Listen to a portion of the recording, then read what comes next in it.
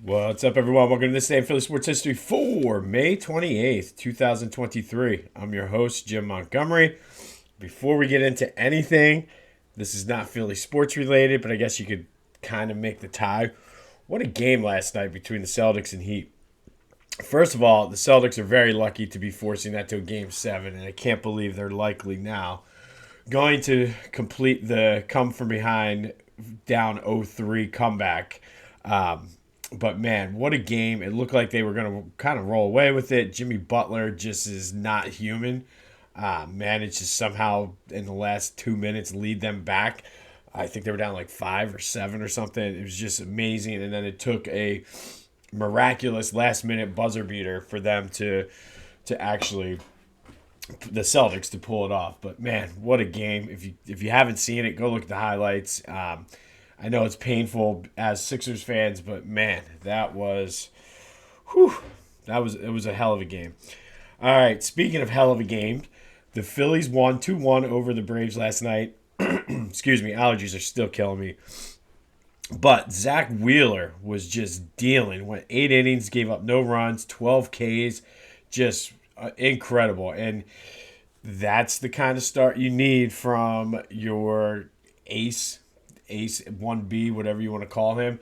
Now that's back to back from Nola and Wheeler, and also Tawan Walker didn't pitch that bad the other day.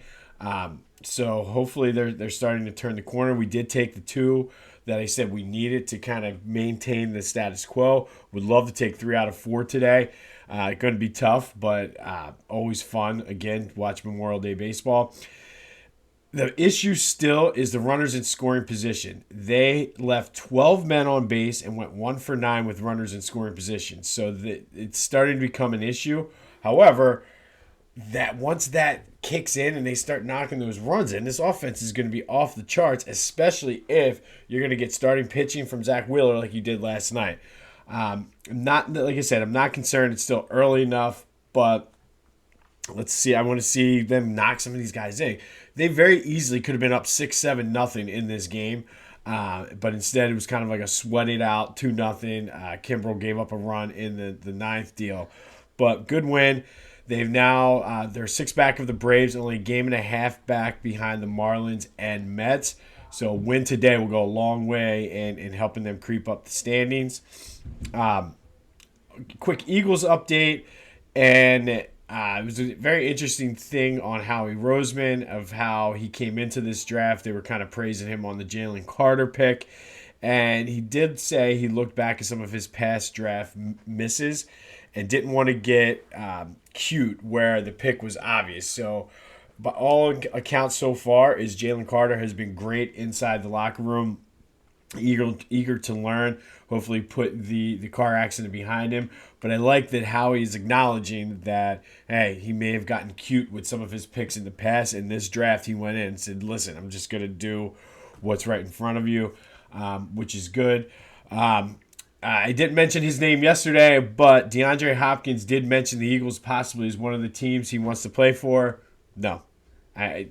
No. Like, it's just, he's good, but I don't think there's going to be enough touches to go around that offense as it is with Devontae and AJ.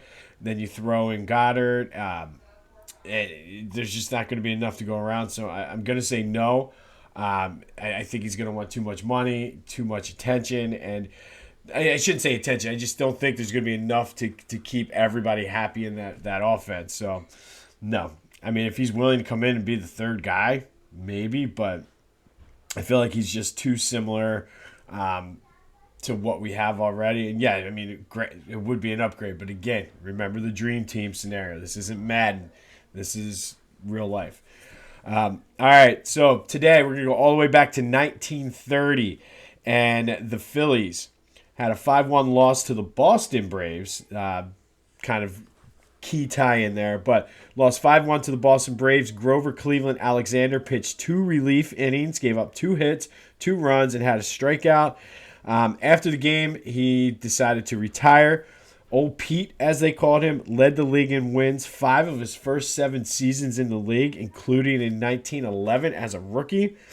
This is insane. This is something you're never going to see today. Between 1914 and 1917, he averaged 30 wins and 35 complete games per year. Think about that. 30 wins back when wins actually meant something because the pitchers would stay in the entire game, win or lose, and 35 complete games. Like, it's just insane. When he retired, he was tied for third with 373 wins. He's still third behind Cy Young, and I forget who the second one is, but third all-time in wins. He won Game 1 of the 1915 World Series. The Phillies lost to the Red Sox that series 4-1, but he was responsible for their only win. His number, and I'll put it in quotes, is retired by the Phillies. They don't necessarily, he didn't wear numbers back then, so if you look out in Ashburn Alley where they have the retired numbers, his is the regular P, not the script-looking P. Was inducted in the Hall of Fame in 1938. One of those old school, just whatever guys. Just went out there, did what he had to do, won 373 wins. That is insanity. Something I don't think, that's one of those records, and guys pitching into the past the eighth inning is very rare. Zack Wheeler did it last night, but like the fact that he had so many complete games, so many wins back when the stat mattered, it's just very, very impressive. So kudos to you, Mr. Grover Cleveland Alexander. Speaking of the old school uniforms, though, PhillyGoat.com does have a section with some of these throwback, the different P's that the Phillies used over the years. Be sure to check them out. It's Memorial Day. It's Father's Day. I've been dropping hints throughout my house for the past couple weeks. PhillyGoat.com, great selection of Philly sports-based apparel, T-shirts, sweatshirts, hats, basically one-stop shop. Some of them are just incredible. I was talking to a friend of mine yesterday who basically had his eye on the same shirt I have. It's the Mr. Sandman's Gym one. I love the I was talking about it yesterday, the AI one with the ear cup like Hulk Hogan. So be sure to go to PhillyGoat.com. Tell your significant other or whoever's doing the Father's Day shopping for you, use the promo code Jim Montgomery for 10% off of your order. That's everything. So you can stock up your cart and get 10% off your order. PhillyGoat.com for all your Philly sports apparel needs. All right, finally today, we're going to go back and spotlight, the 2007-2008 Sixers team. They went 40-42. Mo Cheeks was the coach. They went third in the division, seventh in the conference. This would be Mo Cheeks' last full year as coach of the Sixers. Iguodala led them with 19.9 points per game. Excuse me, I apologize for doing that, but it's brutal in my house right now. Samuel Dallenberg, 10.4 rebounds per game. Andre Miller, 6.9 assists. Also on that team were Lou Williams, Thad Young, Willie Green, and UConn's own Kevin Ollie. I always forget he was on that team. But this team, as I mentioned before, they're the definition of purgatory. They lost 4-2 to the Pistons in the first round of the playoffs. And just for my own, because I'm a glutton for punishment, I guess, went back and looked. Between 2003 and 2013, a 10-season span, here were the Sixers' ranks in the conference. And this, again, is the definition of purgatory. 11, 7, 9, 10, 7, 6, 13, 7, 8, 9. Not quite getting that high into the playoffs to make him run, and not getting low enough to get the lottery pick. So that ultimately is what 10 years of this purgatory is what led to the process. All right. Last housekeeping note, be sure to check out Back to the Future. Speaking of glutton for punishment, we talk about the Allen Iverson, Larry Brown saga in Philly. So be sure to check out Back to the Future with a PH wherever you get your podcast. On this day, back in 1930, Grover Cleveland Alexander pitched his last game for the Phillies. After the game, he retired. Union won last night as well, 3-1. They're moving up the standings. They're up to fourth place. Good win for the Phils. Let's take 3 out of 4 from the Braves.